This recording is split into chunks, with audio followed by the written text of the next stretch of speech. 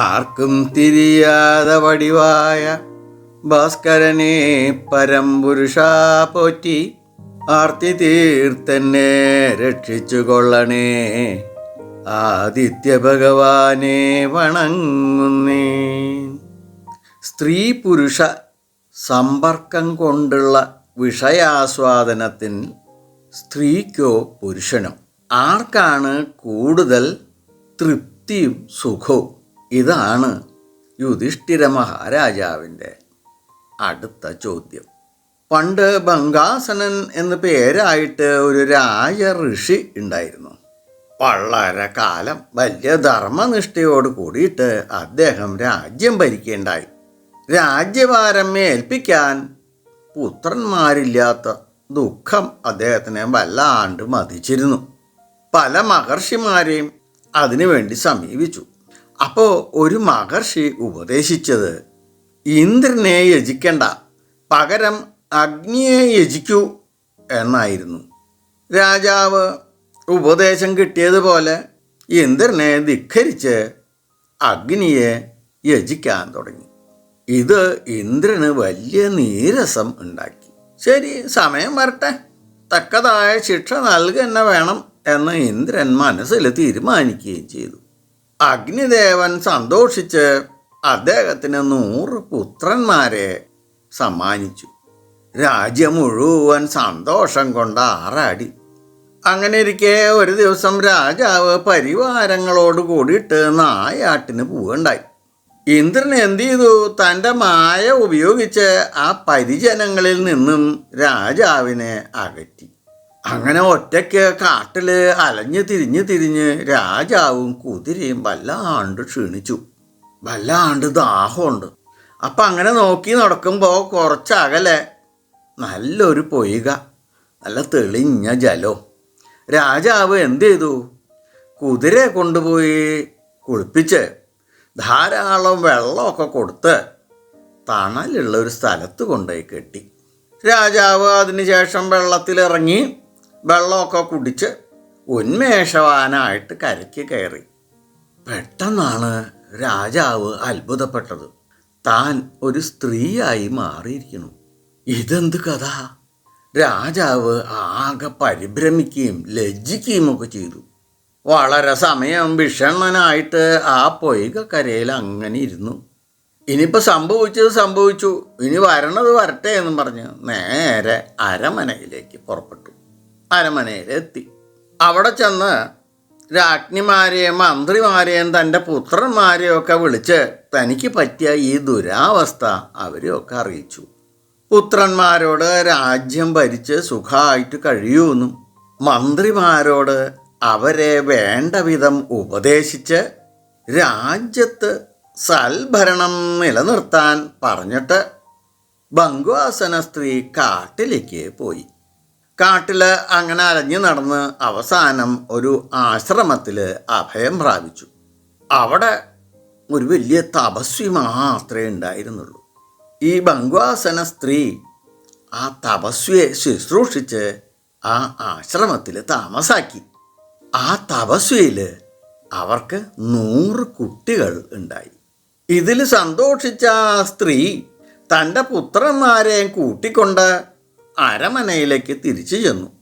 അവിടെ ചെന്ന് തൻ്റെ ആ 100 പുത്രന്മാരെയും വിളിച്ച് പറഞ്ഞു, ഈ 100 പുത്രന്മാരും നിങ്ങളുടെ അനുജന്മാരാണ്, അവരെ വേണ്ട വിധം സംരക്ഷിക്കണമെന്ന് ഏൽപ്പിച്ച് വീണ്ടും ആ താപസിയുടെ ആശ്രമത്തിലേക്ക് തന്നെ പോയി.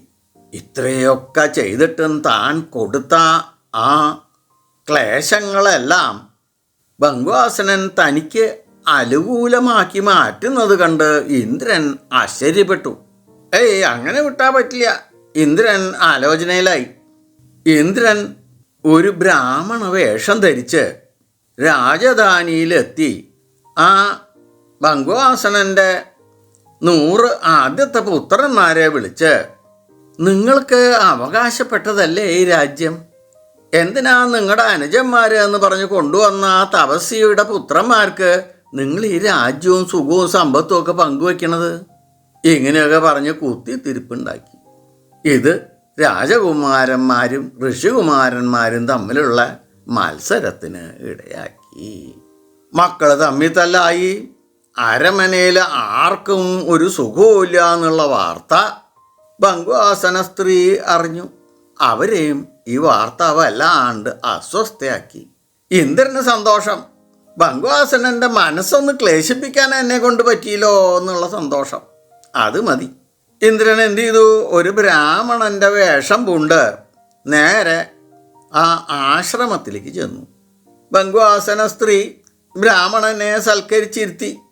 അപ്പോൾ ബ്രാഹ്മണൻ ചോദിച്ചു, ദേവി, എന്താ മുഖത്തൊരു വാട്ടം? എന്താ ഒരു ദുഃഖത്തിന് കാരണം? എന്താന്ന് പറയൂ. എന്നെ കൊണ്ട് പറ്റണതാണെങ്കിൽ ഞാൻ നിവർത്തിച്ചു തരാം എന്ന് പറഞ്ഞു. തൻ്റെ പുത്രന്മാർ തമ്മിലുള്ള ഈ വഴക്കും ഒക്കെയാണ് തൻ്റെ ദുഃഖത്തിന് കാരണമെന്ന് ഇന്ദ്രബ്രാഹ്മണനെ ബംഗ്വാസന സ്ത്രീ അറിയിച്ചു. അപ്പോൾ ബ്രാഹ്മണൻ പറഞ്ഞു, ഞാൻ തന്നെയാണ് ഇന്ദ്രൻ. എന്നെ വിസ്മരിച്ച് അഗ്നിയെ യജിച്ചതിൽ ദേഷ്യം വന്ന് ഞാൻ അങ്ങയ്ക്ക് മനോദുഃഖം ഉണ്ടാവാൻ വേണ്ടി ചെയ്ത പ്രവൃത്തികളാണ് ഇതൊക്കെ. സാരമില്ല, ഇനി എന്ത് വരാ വേണ്ടെച്ചാൽ ചോദിച്ചോളോ, തരാമെന്ന് പറഞ്ഞു. തന്നെ പഴയ മാതിരി ബംഗ്വാസന രാജാവാക്കണം എന്ന് ആവശ്യപ്പെടുന്നാണ് ഇന്ദ്രൻ പ്രതീക്ഷിച്ചത്. പക്ഷേ ബംഗ്വാസന സ്ത്രീ ആവശ്യപ്പെട്ടത് എൻ്റെ പുത്രന്മാരുടെ മത്സരം ഒന്ന് നീക്കി അവരെ നല്ല സൗഹൃദത്തിലാക്കി തരണേ എന്നാണ്. അപ്പോൾ ഇന്ദ്രൻ ചോദിച്ചു, 2 വക പുത്രന്മാരുണ്ടല്ലോ, 2 പേരും ഒരുമിച്ച് ജീവിക്കാൻ കഴിയില്ല. ഒന്ന് അങ്ങക്ക് അഗ്നിദേവൻ തന്ന പുത്രന്മാർ, മറ്റേത് ആ തപസ്യയിലുണ്ടായ പുത്രന്മാർ. രാജകുമാരന്മാർ ജീവിക്കണോ അതോ ഈ താപസകുമാരന്മാർ ജീവിക്കണോ എന്ന് അങ്ങ് തീരുമാനിക്കൂ എന്ന് പറഞ്ഞു. ബംഗ്വാസന സ്ത്രീ ആവശ്യപ്പെട്ടത് തൻ്റെ ബ്രാഹ്മണപുത്രന്മാരെ നിലനിർത്താനാണ്. അതെന്താ അങ്ങനെ പറയാൻ എന്നായി ഇന്ദ്രൻ. 2ാമത്തെ പുത്രന്മാർ ബ്രാഹ്മണപുത്രന്മാരാണ്. അവർ വേണം രാജ്യത്ത് എന്നെന്നും ധർമ്മം നിലനിർത്താൻ.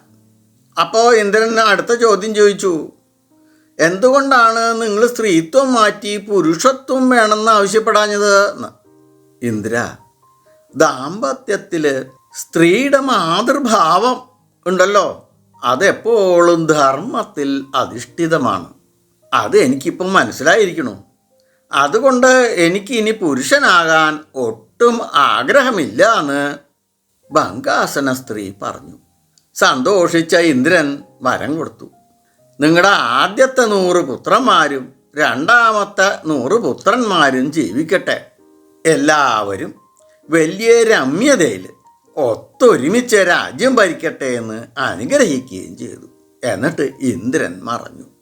യുധിഷ്ഠിര, ഈ ഇതിഹാസത്തിൽ നിന്നൊരു കാര്യം മനസ്സിലായില്ലേ? പുരുഷത്വത്തെക്കാൾ കേമം സ്ത്രീത്വം തന്നെയാണ്. സ്ത്രീത്വമാണ് ധർമ്മത്തിൻ്റെ അടിസ്ഥാനം.